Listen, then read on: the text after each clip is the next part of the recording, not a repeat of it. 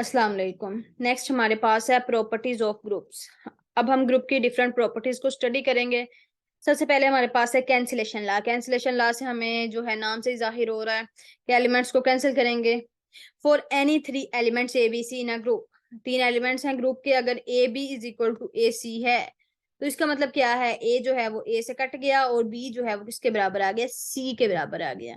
लेकिन ये देखें आप लेफ्ट साइड पे है तो इसको बोलते हैं left cancellation law. Left side से कैंसिल किया है तो लेफ्ट कैंसिलेशन लॉ।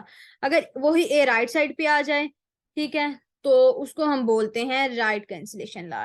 ये भी इंपॉर्टेंट थ्योरम है जो आपने इसके नाम से ही याद करना है कि ग्रुप का जो कैंसिलेशन लॉ क्या है। ग्रुप के तीन एलिमेंट्स लिए, तो अगर हम कहते हैं A B is equal to A C है, इसका मतलब है कि B is equal to C है, लेकिन लॉ इसमें कौन सा यूज हुआ है, right cancellation, left cancellation law. ठीक है,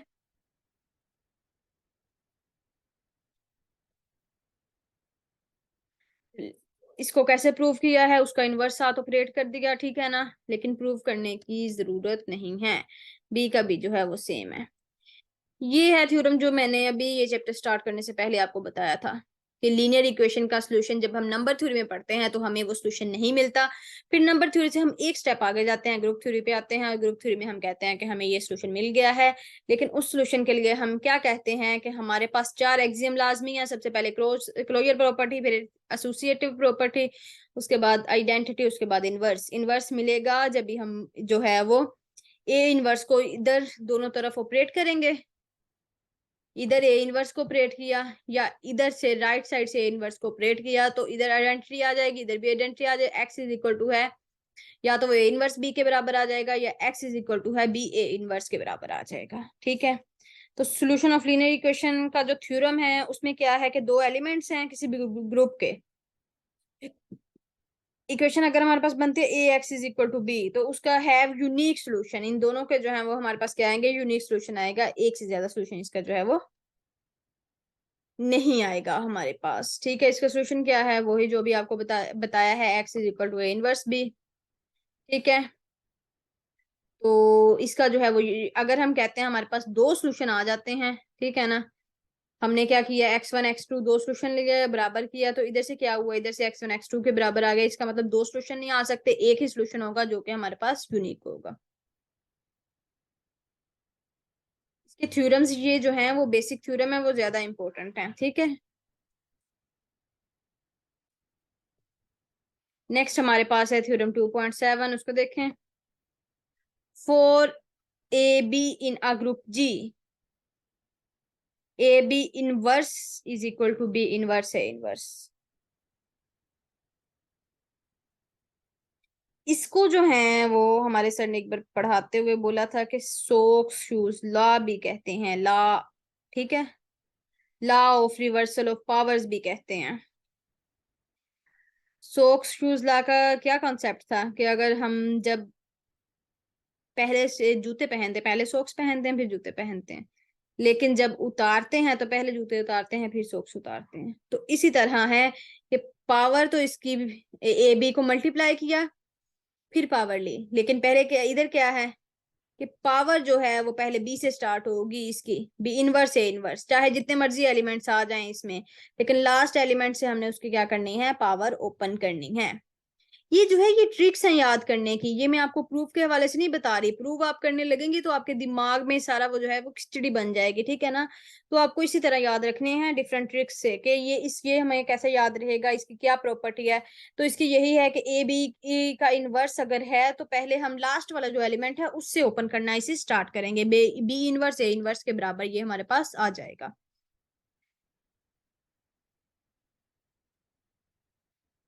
ये तो बहुत छोटे छोटे थ्योरम है, ये तो अब फिंगर टिप्स पे हैं, ठीक है ना।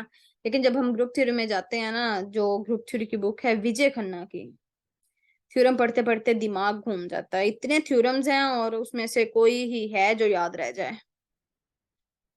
बेसिक थ्योरम यही है जो इस चैप्टर में है ना, ये सारे थ्योरम इंपॉर्टेंट हैं।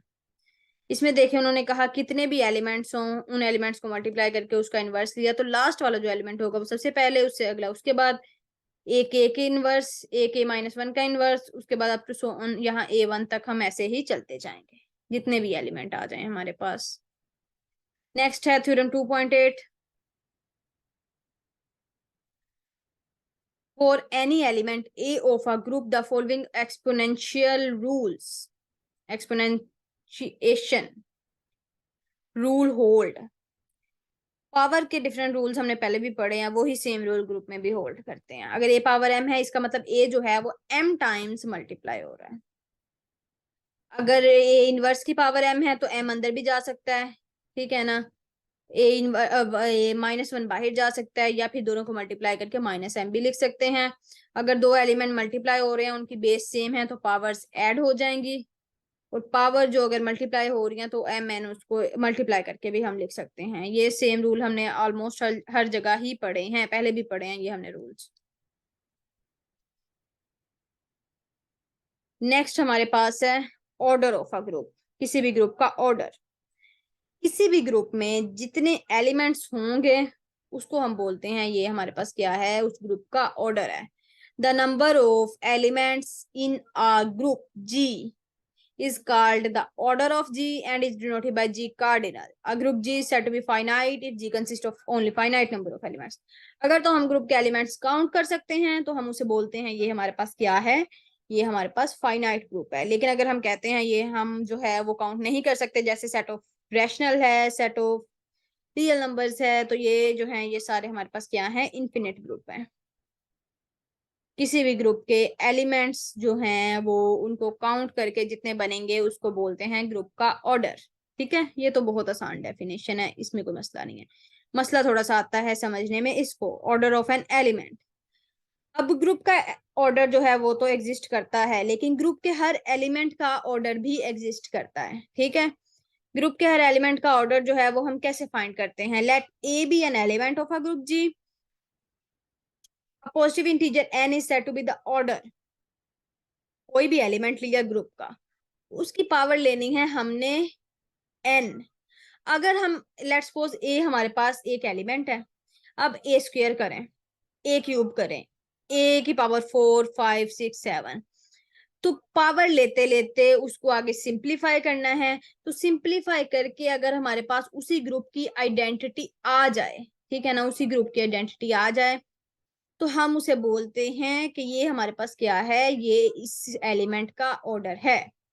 लेकिन उसके साथ एक शर्त और भी है, n is such least positive integer. इसका क्या मतलब है, ये मैं आपको एक एग्जांपल से बताती हूँ. अभी मैंने कहा कि a की पावर्स लेते जानी है और ऐसी पावर आ जाए जहां पे उसकी पावर जो है वो लेने से आइडेंटिटी के बराबर आ जाए, तो फिर हम इसे बोलते हैं ये इस ग्रुप का, ये n जो नंबर है, n इस एलिमेंट का ऑर्डर है. अगर लेट्स सपोज, मेरी बात समझें, लेट्स सपोज a पावर 6 करने से हमारे पास आ जाए आइडेंटिटी के बराबर, तो a पावर 12 भी आइडेंटिटी के बराबर आएगा, क्योंकि 12 को हम लिखेंगे a पावर 6 इंटू 2. तो a पावर 6 हमारे पास आइडेंटिटी के बराबर है, तो आइडेंटिटी का फिर स्क्वायर लिया तो वो भी आइडेंटिटी आ जानी है. इसी तरह अगर a 6 आइडेंटिटी के बराबर है, a के 6 के सारे मल्टीपल भी आइडेंटिटी के बराबर होंगे. a 12, a power 12, a power 18, a power 24, ये सारे जो हैं हमारे पास किसके बराबर होंगे, आइडेंटिटी के बराबर होंगे. लेकिन हमने उसमें से लीस्ट पॉजिटिव इंटीजर जो है वो सिलेक्ट करना है. लीस्ट पॉजिटिव इंटीजर सिलेक्ट करना है, तो लीस्ट पॉजिटिव इंटीजर जो होगा वही उस एलिमेंट का ऑर्डर होगा. ठीक है, ये बात मुझे लगता है क्लियर हो गई है. For any element x of g we always take x power 0 is equal to e. हमें पता है किसी भी चीज की पावर 0 लेने से 1 आता है, ठीक है ना, आइडेंटिटी के बराबर आ जाता है. If n is equal to 0, अगर हमारे पास कोई भी हमें एलिमेंट और ना मिले, सिर्फ n पावर 0 लेने से ही जो है वो आइडेंटिटी के बराबर आए, तो हम कह देते हैं उस एलिमेंट का ऑर्डर जो है वो इन्फिनिट ऑर्डर है. ठीक है, हम फाइंड नहीं कर सकते. हमें कोई भी n इज इक्वल टू 0 के अलावा कोई पॉजिटिव इंटीजर ऐसा ना मिले जिसकी पावर लेने से, जो पावर लेने से हमारे पास उस एलिमेंट की जो है वैल्यू वो आइडेंटिटी के बराबर है, फिर हम कहते हैं कि 0 ही ऐसा नंबर है जिसपे इसकी पावर लेने से ये आइडेंटिटी के बराबर आ रहा है. तो इस वजह से हम इसका जो है वो ऑर्डर फाइंड नहीं कर सकते. ये एलिमेंट जो है वो इन्फिनिट ऑर्डर का है. एलिमेंट के ऑर्डर को भी कार्डिनल से ही डिनोट करते हैं. ठीक है,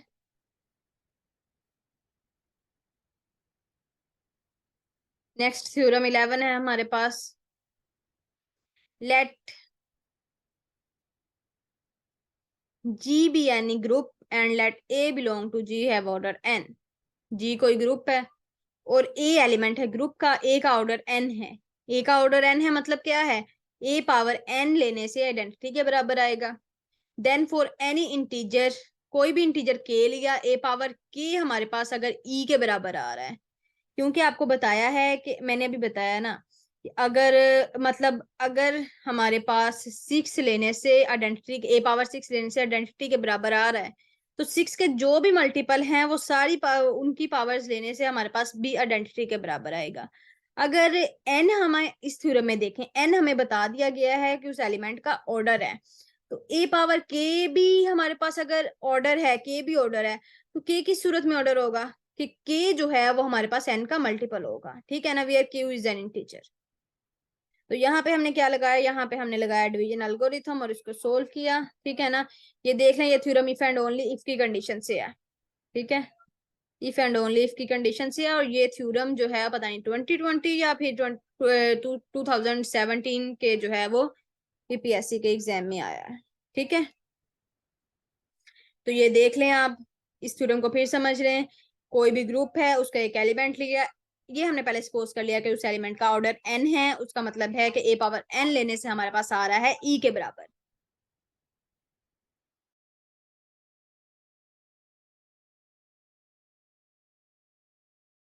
एन आ रहा है, उसके बाद हमने कह दिया कि ए पावर के लेने से भी हमारे पास ई आ रहा है, तो इस सूरत में हम क्या कह सकते हैं कि हमारे पास जो है वो एन हमारे पास जो है वो के का मल्टीपल है, ठीक है। इसी सूरत में जो है वो के भी ऑर्डर आ सकता है, अदरवाइज और कोई सूरत हमारे पास नहीं है। जब तक आप एग्जाम्पल लेके नहीं करेंगे ना तो ये समझ नहीं आएगा। जैसे मैंने अभी एग्जाम्पल से बताया ना कि 6 है, 6 के जो सारे मल्टीपल हैं वो भी उसका ऑर्डर ही कहलाएंगे। मैंने कैसे बता दिया है आपको कि 6 है, उसके बाद 12 आता है, 12 को 6 इंटू 2 करेंगे, ए पावर 6 हमें पता है आइडेंटिटी के बराबर है, ए पावर 6 को हम लिख देंगे आइडेंटिटी, तो आइडेंटिटी की जब स्क्वायर करेंगे तो आइडेंटिटी आएगा। इसी तरह 18 है तो 6 इंटू 3 लिखेंगे, आगे से आगे ऐसे ही हमारे पास चलता जाएगा।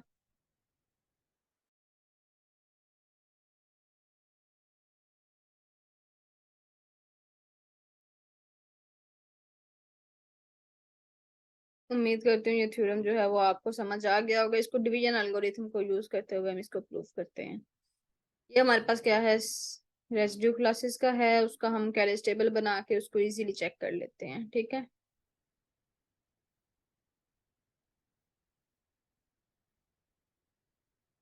नेक्स्ट हमारा ये एग्जांपल देखें, ये एग्जांपल हमारे पास जो है ये भी इंपॉर्टेंट है, आपने इसको अच्छे से समझ लेना है।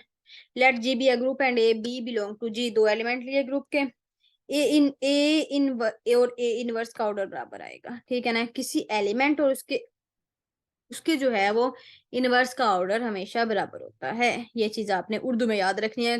ग्रुप के एलिमेंट और उसके इनवर्स का ऑर्डर बराबर होता है, ठीक है। उसके बाद ए लिया और बी इनवर्स ए बी लिया, ठीक है ना। ये देखें, अगर हम देखें कि इधर से हम किससे ऑपरेट करें, इधर से हम इसको बी से ऑपरेट करें, बी बी इनवर्स आइडेंटिटी आ जाएगा, इधर से बी इनवर्स से ऑपरेट करें तो बी बी इनवर्स भी आइडेंटिटी आ जाएगा। तो पीछे बचना क्या है, ए ही बचना है, ठीक है ना। ये तो ए ही है, और इधर से भी हमने क्या निकाल लिया, हमने ए को एक्सट्रैक्ट कर लिया, तो इनका ऑर्डर भी बराबर होगा। उसके अलावा order of a b and b a are equal, वो भी जो है वो भी हमारे पास क्या है, इक्वल हैं।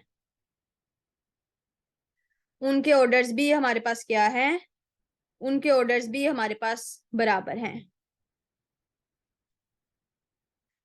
तो उनके ऑर्डर्स भी बराबर हैं, तो ये आपने ऐसे उर्दू में याद रखना है कि एलिमेंट ए है और उसका बी इनवर्स ए भी बराबर है।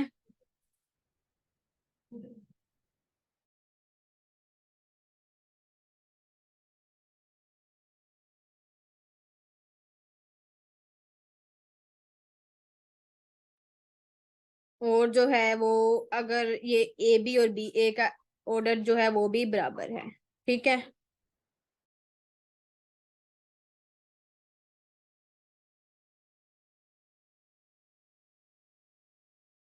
एग्जाम्पल जो है हमने देख ली कि एलिमेंट और उसके इनवर्स का order, a B inverse a b का ऑर्डर और a b and A b का ऑर्डर जो है ये आपस में बराबर होते हैं। उसके बाद आगे देखते हैं। प्रूव करने की जरूरत नहीं है, बार बार कहती हूँ। एग्जाम्पल 13 देखें। इसमें let G be a group of even order. Group है, ग्रुप का ऑर्डर जो है वो इवन है। Prove that there is an at least one element of order to.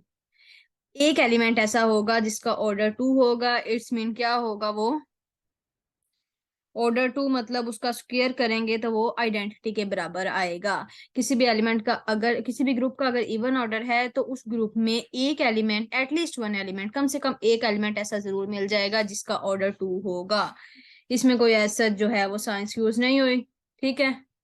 Example 14 देखें। Let G be a group and x be an element of odd order in जी।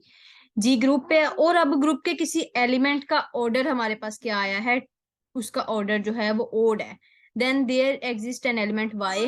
कोई ऐसा element Y आएगा हमारे पास, तो वाई का ऑर्डर हमने लिया है वाई स्क्वेयर, जो किया वो एक्स के बराबर आएगा। ठीक है। तो ये यहाँ तक बस इतना ही है हमारे पास। ये ऐसे एग्जाम्पल आपने पढ़ लेनी है। ठीक है। इसके बाद भी किसी को कोई क्वेश्चन है तो वो पूछ सकता है। ये जो है क्वेश्चन नंबर 1 ट्रू फॉल्स, ये आपने खुद करना है। ठीक है। ये आपका आपकी असाइनमेंट है, ये आपने खुद करना है। और एक्सरसाइज 2.1 में से आगे जो है वो कुछ भी हमें करने की जरूरत नहीं है। क्वेश्चन नंबर 12 ले लें। 13, 14, इनकी स्टेटमेंट्स भी आपने नोट करनी है। ठीक है। 12 में आप देखें।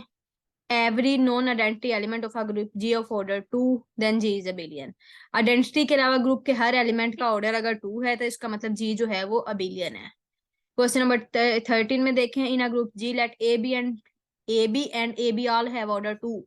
ए अलग और बी अलग, ए बी का प्रोडक्ट, इन तीन एलिमेंट्स के ऑर्डर टू है। इसका मतलब जो ए बी जो है वो बी ए के बराबर है। ठीक है। Show that group G is abelian if and only if a square a b का स्क्वायर जो है वो ए स्क्वायर बी स्क्वायर के बराबर है। आपको पता है ना ए बी का स्क्वायर किसके बराबर है? अलग अलग उन्होंने पावर्स ली, ए स्क्वायर और बी स्क्वायर। तो उन्होंने क्या कहा है कि ये हमारे पास क्या है, ये फिर हमारे पास अबिलियन ग्रुप आ जाएगा इफ एंड ओनली इफ की प्रॉपर्टी के साथ। कि मतलब अगर ये होल्ड करे तब भी अबिलियन है, अगर अबिलियन हो तो ये चीज इसमें होल्ड करेगी। यहाँ तक किसी को कोई क्वेश्चन है तो वो पूछ सकता है।